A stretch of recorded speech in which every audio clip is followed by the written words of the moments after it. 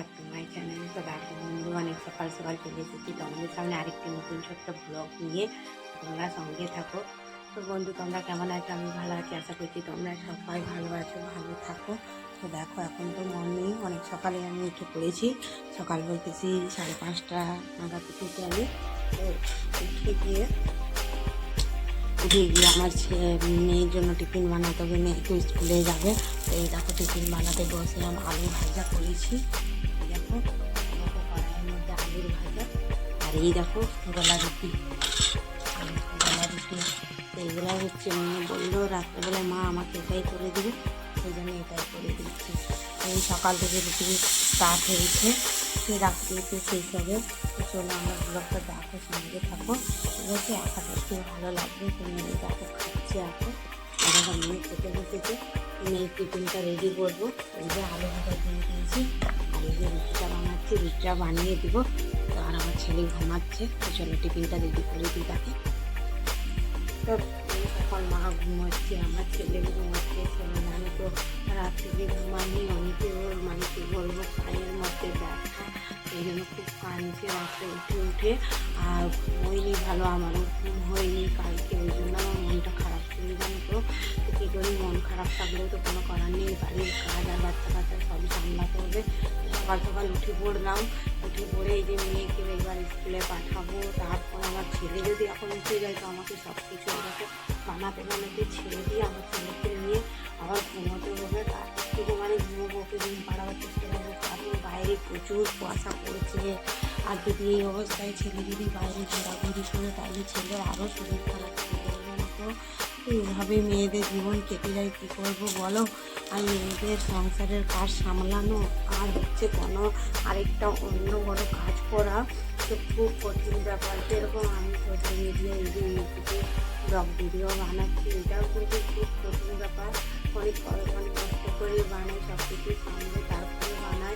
তারপর সেটা তোমাদের কাছে মানে আপলোড করা, থাম্বনেল বানানো, এটা আরেকটু প্রবলেম হয়ে যায়। তো যাই হোক, আমি কাজ করছি, জানি না তোমরা আমার কাজ কতটা পছন্দ করছো। তো আমি এরকমই কাজ করব, আরও ভালো করার চেষ্টা করব। তোমরা আমার সঙ্গে থাকবে, ভালোবাসা দিবে। তো চলো, মেয়ে খাচ্ছে, মেয়ের এখন সব কিছু রেডি করে দিই। আর আমার রুটি বানাতে এখন অনেকটাই বাকি আছে, দেখো এতটা বাকি আছে রুটি বানাতে। তো চলো আগে বানিয়ে নিই, তারপরে তোমাদের সঙ্গে দেখা। ফ্রেন্ডস, আমার ছেলের শরীরটা খারাপ, সকাল থেকে বমি করছে। দেখো ওখান থেকে মানে একদম কল থেকে নামিয়ে নিয়ে আবার দেখো নিয়ে গেলে এখন বাজে 10টা। তো আমার কাজ সব পড়ে আছে, মা পাশে রান্না করছে।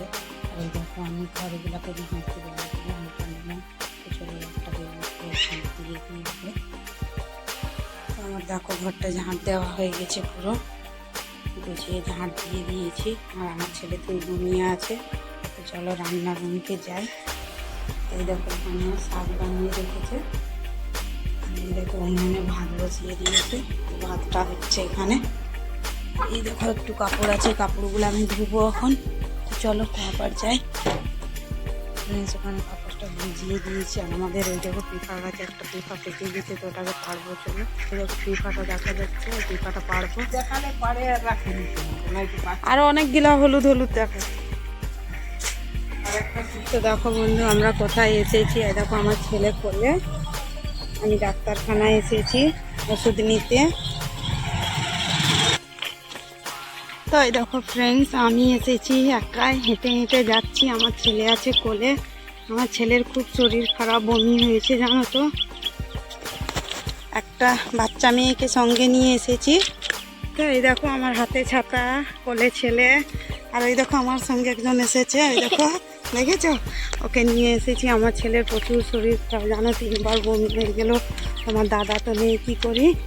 তো সেই জন্য হেঁটে হেঁটে এসেছি, অনেকটাই রাস্তা, প্রায় 40 মিনিট হাঁটতে হবে। আর হাঁপিয়ে যাচ্ছি। তো ডাক্তারখানায় এসেছিলাম, ওষুধ নিলাম। তো এই যে যাচ্ছি। তো চলো সঙ্গে থাকো আমাদের। দেখো বন্ধু, রান্না বলতে বৃষ্টি হয়েছে, এরকম কালকের তরকারি। আর এই দেখো ভাজা করেছে। আর এই দেখো ডাল হয়েছে। আর এই দেখো চাটনি, আলু চাটনি। তো এগুলো সব মাই করেছে আজকে, আমি কিছু করিনি। আর তোমার দাদাই করেছে। তোমার দাদাকে ভাত দিয়ে দিয়েছি। তো চলো ভাতটা দিয়ে দিই। আমি আমার ছেলেকে নিয়ে অনেক কি বলবো ব্যস্ত রয়েছি, কারণ আমার ছেলের শরীর খুবই খারাপ। ওই দেখো ওর হাতে যে চিকচিকাটা দেখছো, এক্ষুনি একটা ওআরএস গুললাম। দেখি মনি, দেখাও চিকচিকিটা, দেখাও। দেখো লাগলো ওআরএস একটা গুললাম। 5 থেকে 6 বার বমি করলো আমার ছেলে, জানো তো। তাই দেখো বাটির মধ্যে গুলে রেখেছি একটু করে, 2-4 চামচ করে দিচ্ছি, ও খাবে। লো হাঁ করো, আমি দিব। আর তুমি ঘুমাও না, দেখো খাচ্ছে, জানো তো। আর কাল রাত থেকে, রাত্রেই যা খেয়েছে, তারপর থেকে ও আর কিচ্ছু খায়নি, জানো। ঘুমাও, এখানে ঘুমাও। কিচ্ছু খায়নি, আর এমনকি হাঁটতেও পারছে না। আমার ছেলেটা এতই দুর্বল হয়ে গেছে, জানি না আমার বাচ্চা কখন সুস্থ হবে। তাই দেখো ওআরএসটা ওকে করলাম। ওর মনে হচ্ছে মুখে একটু ভালো লাগলো জলটা, তো সেই জন্য খালি খেতে চাইছে ও। হ্যাঁ। এই দেখো এখানে আমার মেয়ে ঘুমিয়ে আছে, স্কুল থেকে ও এসে ও ঘুমিয়ে গেছে। ওকে নাকি ভালো লাগছে নি, এখনো খাইনি। তো চলো ওকে খেতে দেবো আমি। তো এই দেখো আমার মেয়েকে ভাত দিলাম। এখন বাজে 4টা, 4:30 বেজে গেল। ওকে খারাপ লাগছিল বলে খাইনি। দেখো এখন বলছে আমি ভাত খাবো, তো ভাত দিয়ে দিয়েছি ওকে। আর এই দেখো একটু তরকারি আছে, তো সেই তরকারিটা গরম করছি। তো চলো দিয়ে দিই ভাতটা খেতে। দেখো ওগুলো খাবার দাবার সব হয়ে গেলো। আর ছোটোটাকে ঘুম পাড়িয়ে দিয়েছি। ছোটোটা শরীর খারাপ, তাই জন্য আমাকে খুব খারাপ লাগছে, ভালো লাগছে না তো। তো এরকম সব বন্ধ করে দিলাম। মেয়েও ঘুমিয়ে, ছেলেও নিচ্ছে, আর আমিও ঘুমাবো। চলো আজকে ব্লগটা আমি এখানেই শেষ করছি। তোমরা ভালোভাবে সুস্থ থাকো, ভালো থাকতে হয় নতুন ছোট্ট ব্লগ নিয়ে। তো ততক্ষণ তোমরা ভালো থাকো। আজকের মতন এখানেই শেষ করছি।